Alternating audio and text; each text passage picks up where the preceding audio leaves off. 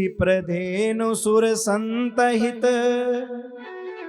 लीन मनुज अवतार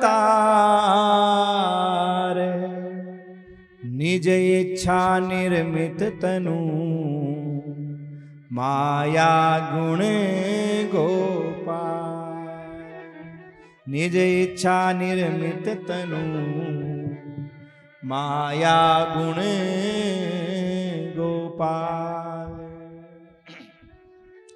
भगवान ने अवतार लिया किसके लिए? विप्र धेनु सुर संतहित। किसी ने कहा, बोले महाराज भगवान भी पक्षपात करते हैं। बोले गौ के लिए आए, ब्राह्मण के लिए आए, देवताओं के लिए आए। किसी ने कहा लिखने वाले ब्राह्मण थे इसलिए अपना अपना लिख दिया। ठीक है, गौ के लिए आए, ब्राह्मण अपना अपना लिख लिया। सजनों ऐसा नहीं है, इसका गूढ़ रहस्य है। विप्र धेनु सुर संत हित कहने का मतलब क्या है? बोले 4 पुरुषार्थ है, धर्म अर्थ काम मोक्ष। 4 पुरुषार्थ है, धर्म अर्थ काम मोक्ष, 4 पुरुषार्थ है।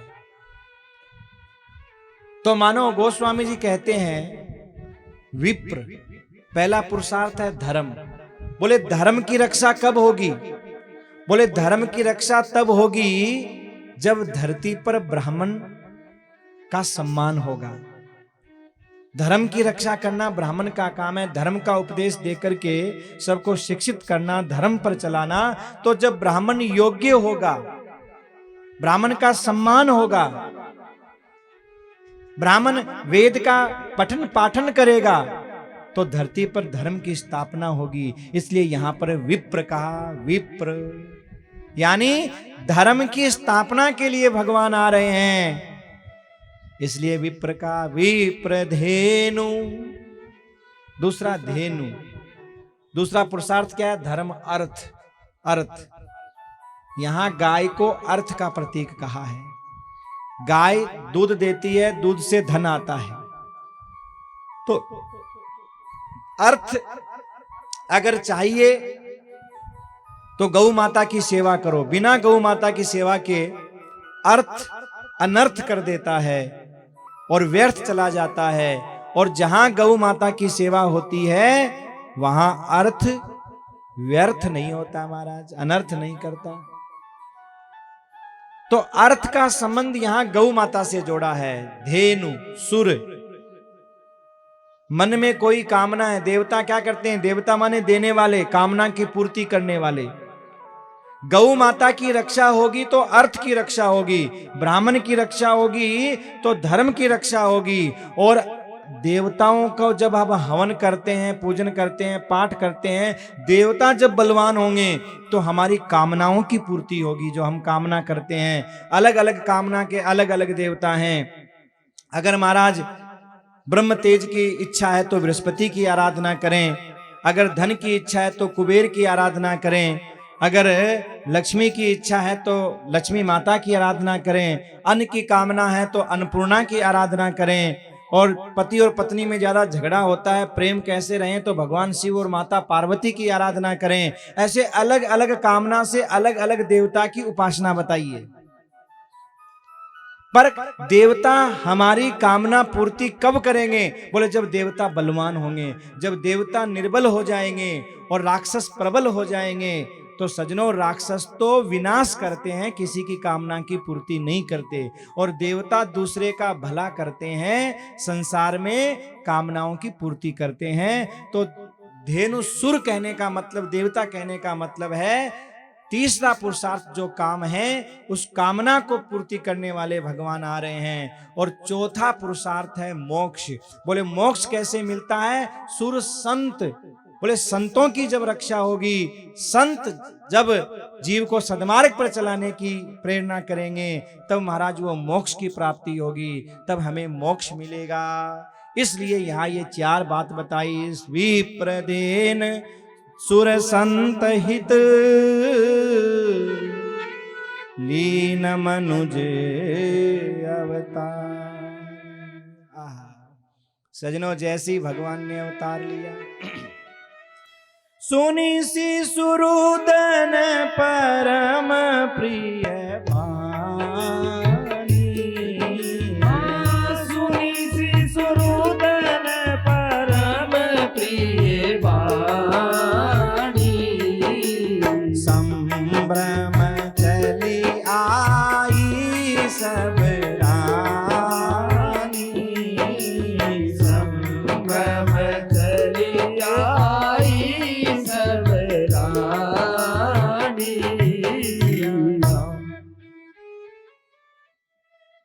जैसे ही बालक के रोने की आवाज सुनी तो सबसे पहले रानियां दौड़ करके आईं। अब हम तो कहते हैं दशरथ जी के 3 ही रानी थी तो फिर दौड़ करके आई कैसे? कई बार ऐसा प्रश्न उठता है कि दशरथ जी के 3 ही रानियां थीं, तीनों के बालक हो गए तो दौड़ करके आई कौन? गोस्वामी जी महाराज कहते हैं कि जैसे ही रानियों ने सुना बालकों के रोने की आवाज तो दौड़ करके आई। तो सज्जनों, संतों के मुख से ऐसा सुना है कि दशरथ जी महाराज के 3 तो महारानियां थीं, कौशल्या, केकई, सुमित्रा, ये महारानियां हैं। एक होती है महारानी और दूसरी होती है रानी। तो यहां महारानी नहीं, महारानियों के तो बालक हुए हैं, पर जो रानियां थी ना वो दौड़ करके आई। अच्छा, इन रानियों से विवाह दशरथ जी ने क्यों किया?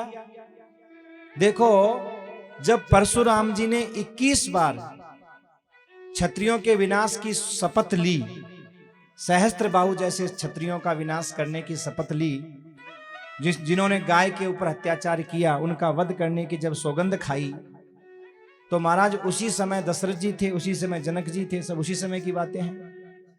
तो फिर ये बचे कैसे? तो सज्जनों, इनको पता था, संतों के मुख से ऐसा सुना है हमने कि इनको पता था कि परशुराम जी महाराज उसको कुछ नहीं कहते जिसका नया नया विवाह हो रहा हो।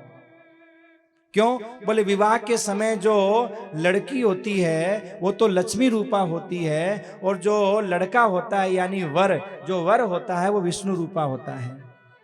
कन्या लक्ष्मी रूपा, वर विष्णु रूपा होता है। तो वर और कन्या को लक्ष्मी और विष्णु का रूप मान करके और परशुराम जी वहां से चले जाते थे। दशरथ जी महाराज एक नई कन्या तैयारी रखते थे शादी के लिए, कि जैसे ही परशुराम जी आते दिखाई दिए वैसे ही मंगलम भगवान विष्णु, मंगलम गरुड़ ध्वज, मंगलम पुंडरीकाक्ष, मंगलायतनोहरि। 2-4 बार तो परशुराम जी आए, फिर मन में सोचने लगे ये तो नारी कवच है। नारी कवच नाम दे करके चले गए। नारी कवच मतलब बोले जब जब मैं आता हूं तो तब एक नारी को अपनी रक्षा के लिए आगे तैयार रखते हैं, और महाराज फिर उसके बाद आए ही नहीं। तो जिन रानियों से विवाह किया उन रानियों की चर्चा ये हो सकती है, ऐसा संतों का भाव है।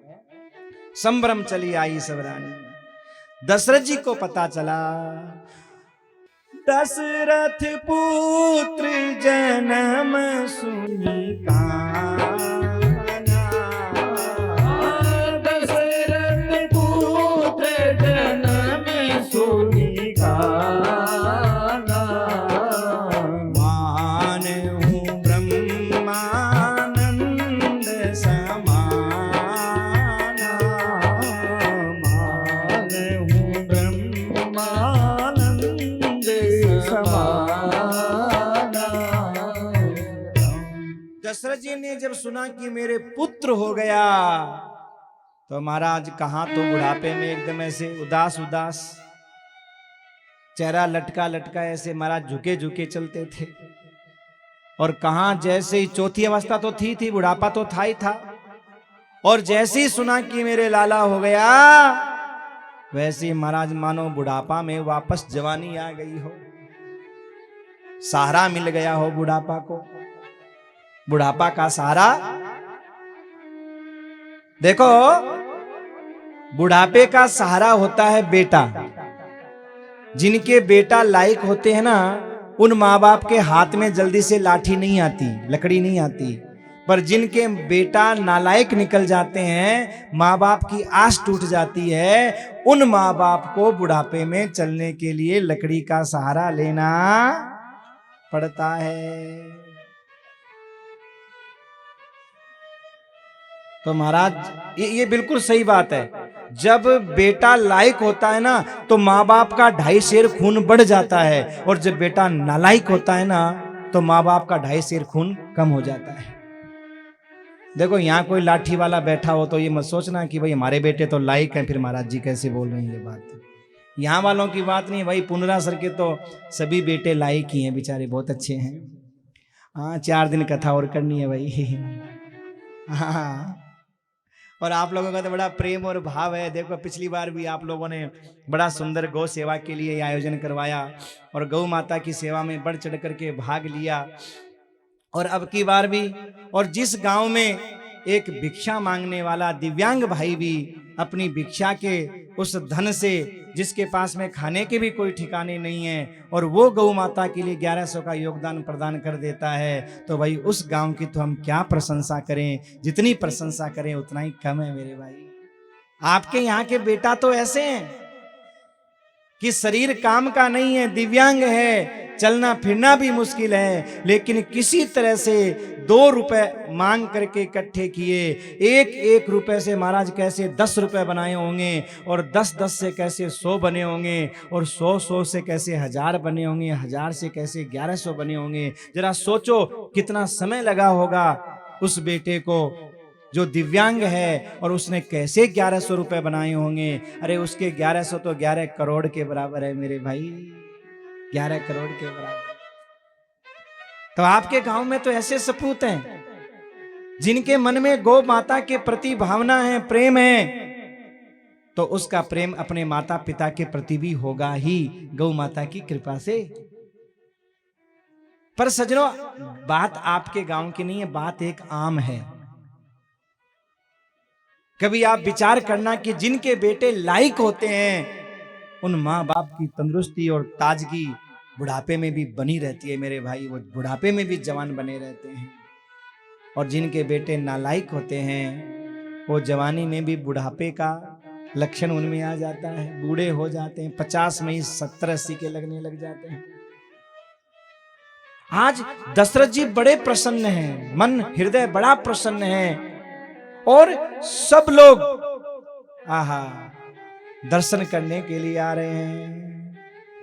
राजा मन में विचार कर रहे हैं, जो परमानंद परमात्मा है, जिनका नाम, आज राजा मन में क्या सोच रहे हैं, क्यों प्रसन्न हो रहे हैं। राजा सोच रहे हैं कि जाकर नाम सुनते शुभ हो,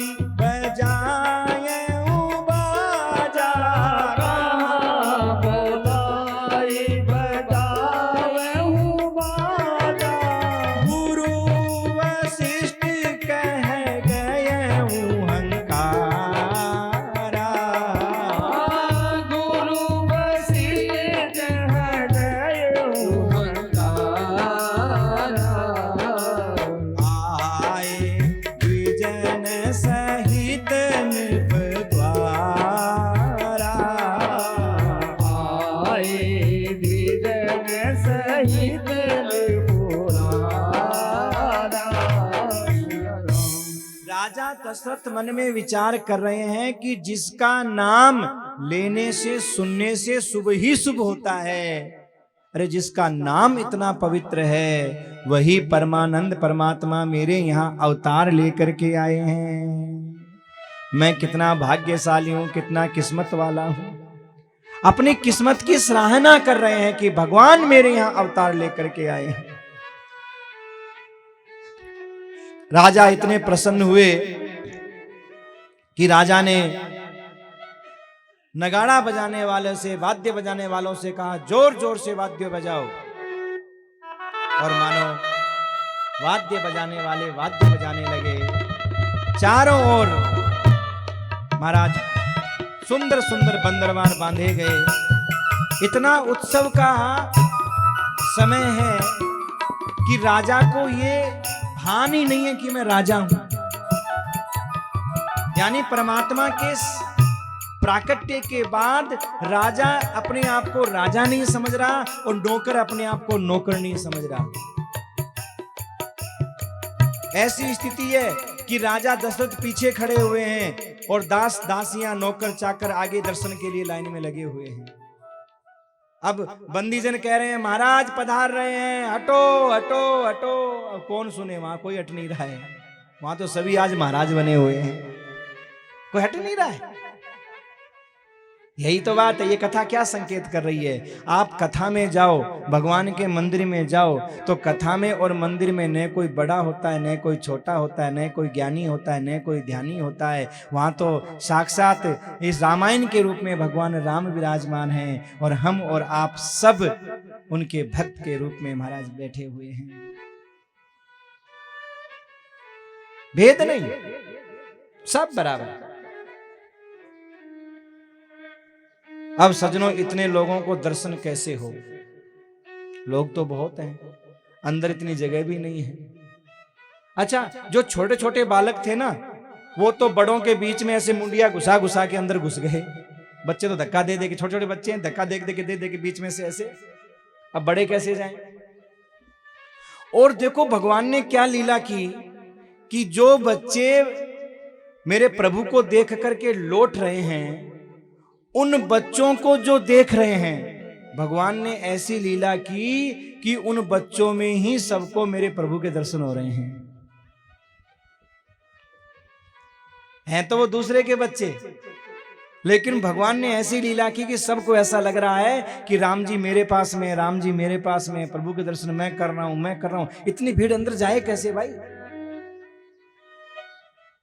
जिन बच्चों ने भगवान के दर्शन किए हैं, उनकी आंखों में भगवान की तस्वीर झलक रही है, इसलिए उनमें ही देख करके और उस बालक को प्रभु का स्वरूप समझ करके सब गले लगा रहे हैं, प्रसन्न हो रहे हैं। आहा, वशिष्ठ जी को बुलाया गया, वशिष्ठ जी ब्राह्मणों के सहित आए। आज ब्रह्मा जी भी ब्राह्मण का रूप धारण करके और वशिष्ठ जी के ब्राह्मणों की मंडली में मिले हुए हैं। दूसरे ब्राह्मणों ने मन में देखा, ये तो कोई नया मालूम पड़ता है। पूछा कहां से हो? बोले हम गुरु जी के पुराने शिष्य हैं। अरे भाई कभी देखा तो नहीं?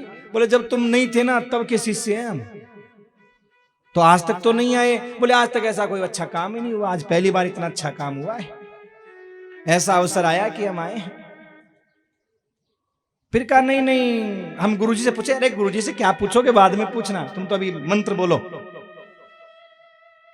तो जिन जिन को भगवान के दर्शन करने हैं वो अब ब्रह्मा रूप में ऐसे तो कैसे आए? तो महाराज भेष बदल बदल करके भगवान के दर्शन करने के लिए आ रहे हैं। बहुत सुंदर सजनों, इधर गोस्वामी जी महाराज कहते हैं कि बृंद बृंद मिली चली लोगाई, सहज सिंगार किए उठी धाई। राम सिया राम, सिया राम जय जय राम। राम सिया राम, सिया राम जय जय राम। राम सिया राम, सिया राम जय जय राम। राम सिया राम, सिया राम जय जय राम। बृंद बृंद मिल चली लोगाई,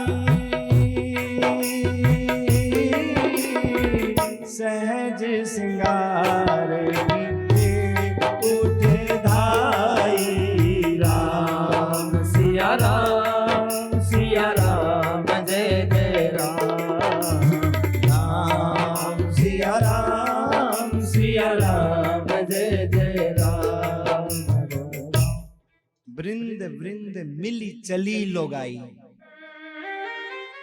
जो गांव की स्त्रियां थीं वो झुंड की झुंड एक साथ मिलकर के महाराज चल रही है, मिली चली एक साथ।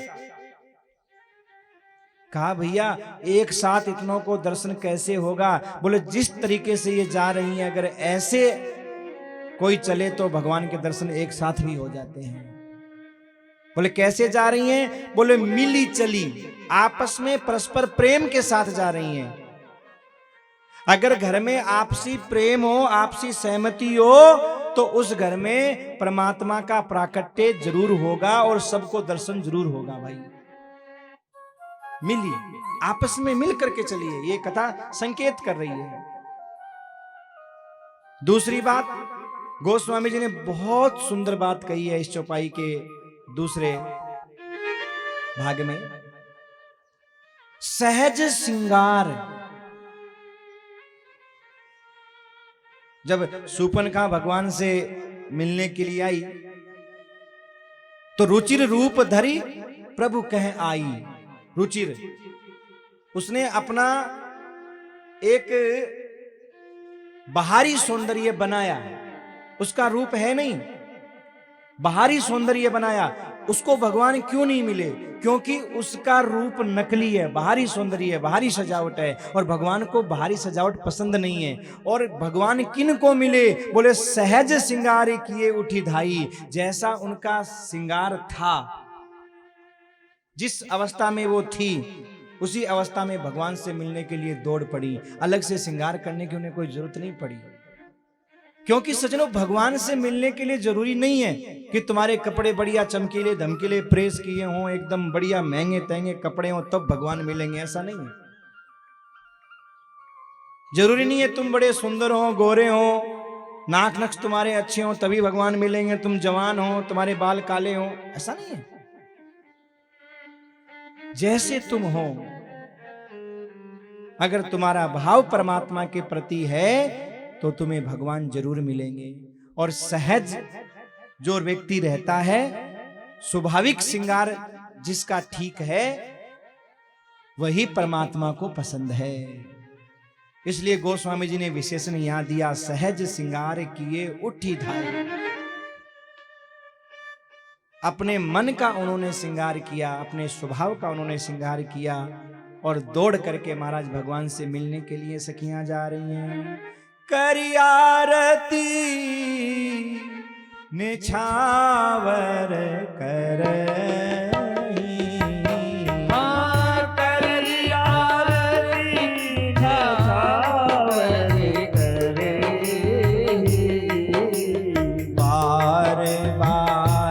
शिशु चरण